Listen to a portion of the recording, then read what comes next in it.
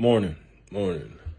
I was sitting here thinking about, well, this is probably my second video I'm trying to make. But anyway, I'm trying to move this along. I want to talk about the Sabbath, all right? And what the Sabbath have done for me. Before I start explaining what it's done for me, I'm gonna give you a little background on it. Well, I don't have to give anybody no background. Today's Sunday. A lot of people probably at church.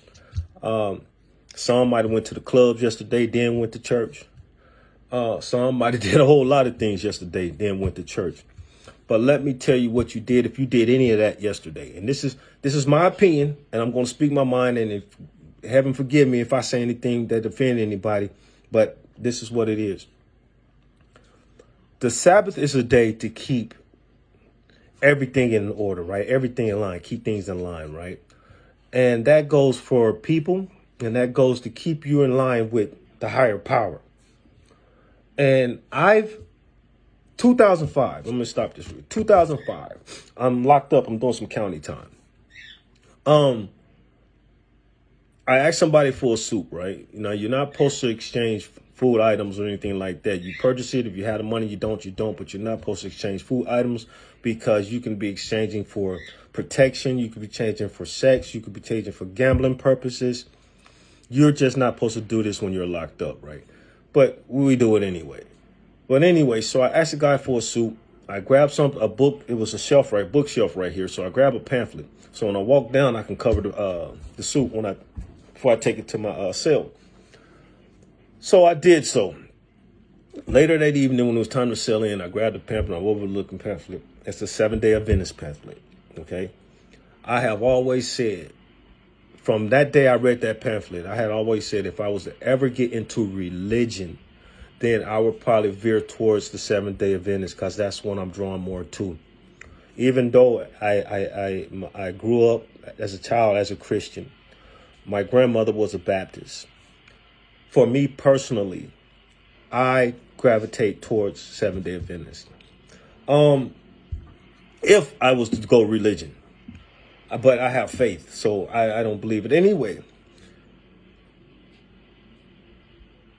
Let's see how to say it. So in that pamphlet, it talks about the Sabbath. Throughout the Bible, it talks about the Sabbath. Keep my day holy. You understand what I'm saying? That is just not for the God. That's not just for God. That is for you. That's to keep you in line with yourself and with the heavens. And what I mean by keep you in line, Monday, let's do this. Monday through Friday, everybody works. You got a 9 to 5. You work from Monday through Friday. Now there's Saturday. Let's say Friday you get off work, you want to go to the bar and have you a drink, or you want to grab you a 6-pack or whatever you want to have you because you want to relax. You work, you deserve it. Enjoy your evening. Now we have to look at Saturday comes around, right? Now Saturday we work, and I work in the labor field. I always have physical work. You know what I'm saying? So whether it's construction, whether it's metal work, I always work in the labor field, which is very hard on the body. But anyway, so Monday through Friday, you bust your rump to make a living, to survive in this world, to pay taxes and every damn thing else they want you to pay. And then you got a percentage of your check that you do for what you want to do, right? You can try to afford the things that you want to afford, right? Without it being credit. That's a whole different scenario though. Anyway, so you work. So Saturday comes around. You should be relaxing. Relax. That's God's day. And that's also your day to relax. Relax. You don't work hard all week. Take the kids, sit them down, put them in front of a cartoon, something. You know what I'm saying? And relax. Take care of your gardens. Take care of your plants around the house. Take care of your home. Do something for you. Besides destroying ourselves, because I destroyed myself for many, many, many moons on many, many Saturdays. And take time and do something for yourself, to clean up. You need to dust around the house. You know what I'm saying? But take time to focus on you and God. Talk to God while you're doing them things. He might show you some things. Real spit. But that day is so, we don't get burnt out. You know what I'm saying? And we can get focused, and we can always ask for whatever we need to ask for. We can always take that day out and talk. Take 2 out. You know what I'm saying? If you taking the Sabbath for what it is, and that's Saturday, and then you go to church on Sunday, well, shit, 2 days of blessings, if you ask me. You understand what I'm saying? If you ask me.